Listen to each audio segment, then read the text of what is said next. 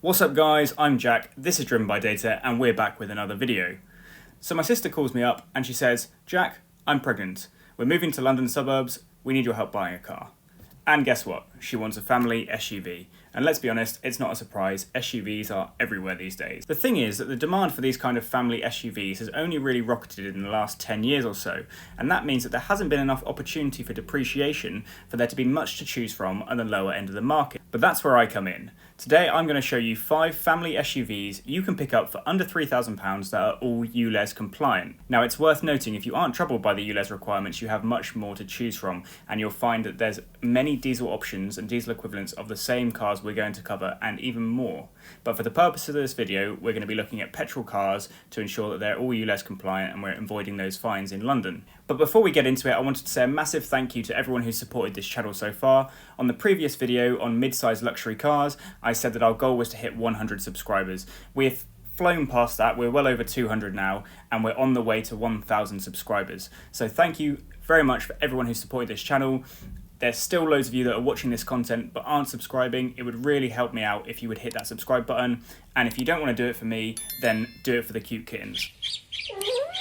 Anyway, enough of that. Now let's get into it. What better place to start than with the OG compact family SUV? The Toyota RAV4 was launched in 1994 and it is largely considered the first ever compact crossover SUV.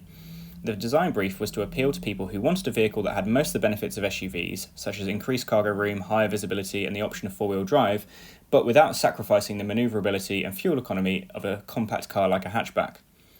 For our budget of $3,000, we should just about be able to find a third generation XA30, which was introduced in late 2005 and it was available in the UK until 2012. On the practicality front, the third generation RAV4 was more spacious than previous generations, it's comfortably able to sit adults in the back and it has a big boot. It's worth noting, however, that the boot door is hinged at the side, which makes it difficult to access when parked close to a wall or another car. When it comes to engines, it's pretty simple, since it was available with just one petrol variant from launch, which was a 2 litre with 150 brake horsepower. The diesel engines are no use to us when we're considering ULEZ compliance. Some people did use these cars for towing, but unless you really need to tow things, I would recommend avoiding any examples that have tow bars, as towing puts more strain on the components, leading to extra wear. And that's a point that applies to all the cars on this list, in fact. Like most Toyotas, these RAV4s have an excellent reputation for reliability. The main thing to watch out for is a smell of damp inside the car or any signs of wetness, as the door seals can let water in. Also check that the gear shift operates as expected. The change is quite stiff as standard, but if it struggles to get into first or second gear, then it's a sign to avoid the car. With regular service and maintenance, there are plenty of reports of these cars lasting well over 200,000 miles. Here is a 2007 example with 117,000 miles, full service history and a lovely clean condition. It's advertised for £2,795. Next up, we have the first generation BMW X3, known as the E83. Now, whereas the RAV4 is known to have started the compact family SUV segment, the first generation X3 is known to have started the premium compact family SUV segment. The platform was taken from the 3 Series and it had the same rear suspension. This means that the X3 handled very well for this segment, and it brought appeal to people who wanted the mini SUV benefits from the RAV4, but with a better driving experience. However, the Sport and M Sport models had stiffer suspension, and it was much stiffer than it needed to be really for a family car, so I would suggest avoiding those. The X3 is surprisingly spacious inside, and it has supposedly an even bigger boot than the equivalent X5. The design of the X3 is what really lets the first generation down. I find that the front just looks a bit awkward, but you may feel differently. The interior build quality was also reportedly lower than you come to expect from BMW, so you do need to check that everything still works inside if you go to view one. The X3 is actually quite ULEZ friendly since it launched with only petrol engines. These were available in either 2 litres or 2.5 litres initially, with a 3 litre coming later. Whilst BMW was criticised for this, and later they did introduce diesel options, it is good for us ULEZ hunters, since the older variants are petrols and thus those are cheaper. The 2 litre petrol had 123 horsepower and the 2.5 had 192 horsepower. Unlike the RAV4, the boot opens like normal and it isn't split like the X5. It's spacious inside, but worth noting that the rear seats don't actually fold fully flat. So in case you're thinking of running a furniture upcycling business on the side, maybe this isn't the one for you. Generally, these petrol X3s are noted to be fairly reliable when upkept with regular maintenance. The parking sensors are likely to fail, so if this is important to you, it's definitely worth checking that they work. Also check that it has matching tyres all round. If not, this can take a toll on the transfer case. That's the bit that sends power to the front and rear axles and synchronises the rotation for the four-wheel drive. Generally, matching tyres is a good sign for any car that it's been looked after too. Here is a 2.5 petrol X3 from 2005 with an auto gearbox. It's done only 71,000 miles, it has full service history and the all-important 4 matching tyres.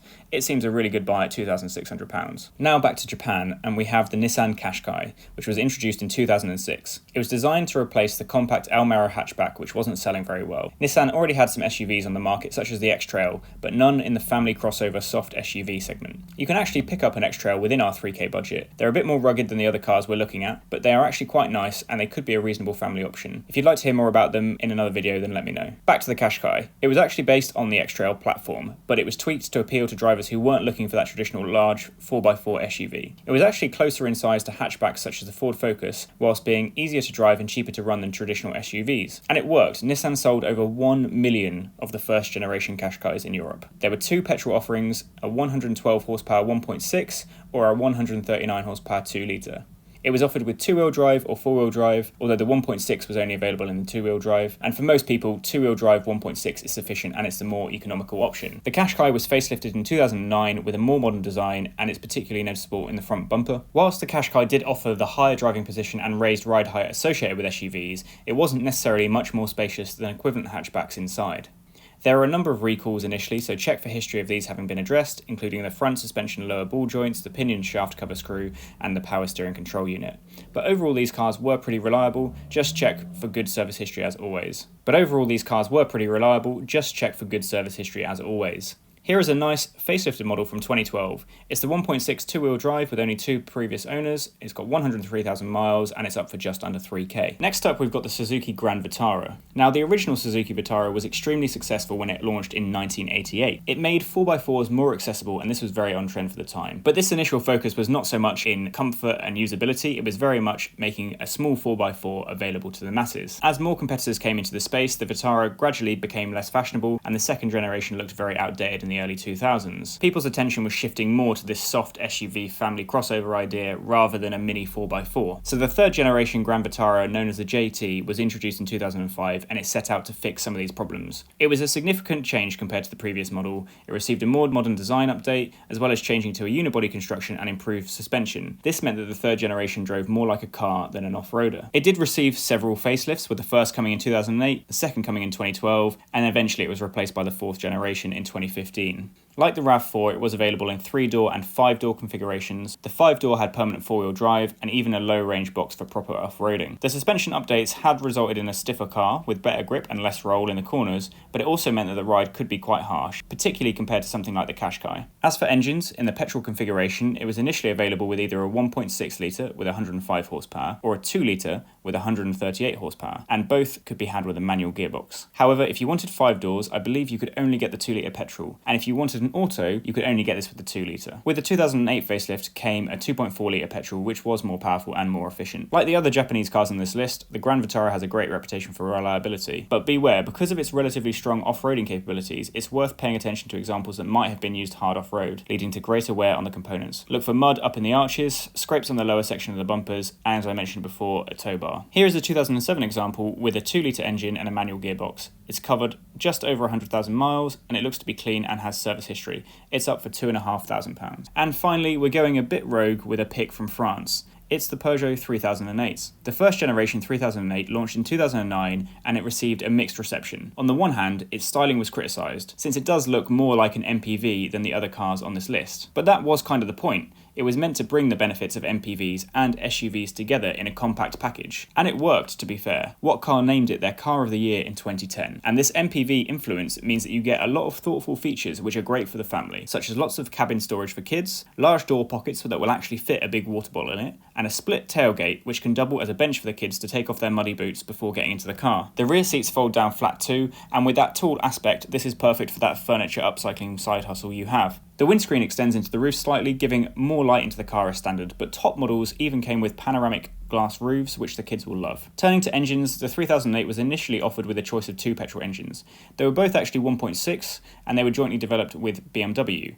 However, the entry level is the 1.6 VTI, which produced 120 brake horsepower with a manual 5-speed gearbox. There was also a more powerful 1.6 THP, which was turbocharged and produced 150 brake horsepower. And that was combined with a nicer 6-speed manual gearbox, albeit with a slight drop in economy. The 3008 got a facelift in 2013, which improved the overall appearance somewhat, but these are likely to be over our 3K budget. Thankfully for us, the petrol versions are more reliable than the diesels, which suffered from particulate filter issues and expensive injector replacements. Here is an early 2009 example with the entry-level 1.6 VTI engine. It's only had one previous owner who treated it to full Peugeot main dealer service history its entire life, and it only covered 64,000 miles. To me, this seems like a great buy at £3,000. Now that we've seen all 5 cars, let's dig into the data. And since we're considering family practicality, we're going to start with a new data point, luggage space. So this is the measurement of boot space in litres. It doesn't take into account the actual space inside the cabin, so you may find that cars with smaller boot space don't necessarily feel smaller to the passengers. Nonetheless, this is an important measure for lugging around family items such as pushchairs and bags and so on. And we can see that the 3008 leads the way with a massive 512 litres of luggage space. The BMW X3 actually comes in close with 480 litres. There's then a bit of a drop down to the Qashqai and RAV4, which both have 410 litres. This is about 20% less than the Peugeot, whereas the Suzuki lags behind in last with only 398 litres. Now looking at running costs, we've broken out the stats by the various engine offerings of the models. I've actually included the 3-litre BMW X3 because even though we didn't discuss it in detail earlier, there are a number for sale within the budget. It comes with only a paltry 23 mpg combined, and in fact all 3 of the X3 engines provide the lowest mpgs across the board, at 25 and 30 mpg for the 2.5 and 2-litre respectively. The best is actually the 1.6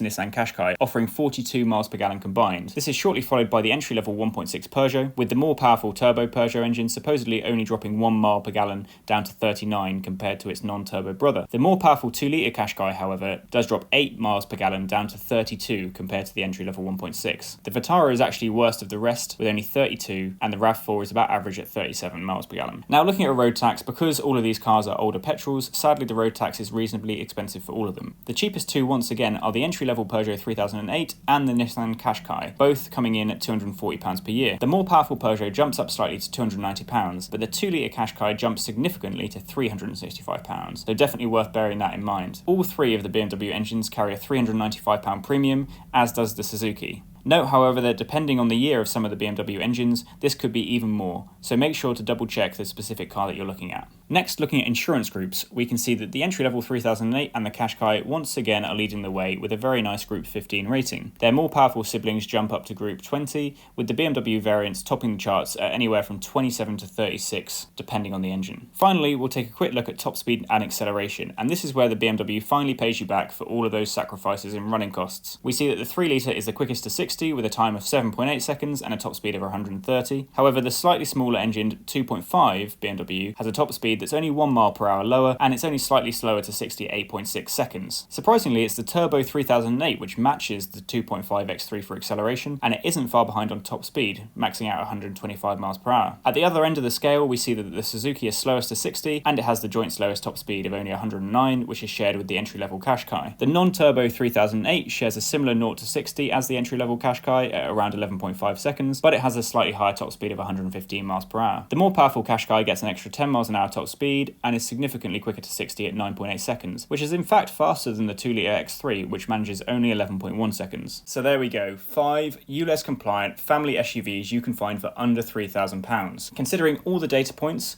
I think the 2 cars that stand out to me are the Peugeot 3008 and the Nissan Qashqai. If you can get over the looks of the Peugeot, then you've got a car that is extremely practical, lots of space for the family, and very economical to run. However, the Qashqai is certainly easier on the eyes, and it's a very competent car all round.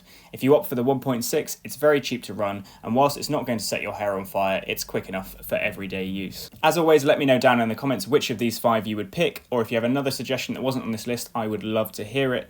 I know there are a bunch of cars which I didn't have time to cover, the X-Trail which I touched on, but also the Honda CR-V, the Kia Sportage, even the Subaru Forester. If you've made it this far, please be sure to like the video. You can subscribe here if you haven't already, and there's another video to watch here, and I will catch you in the next one.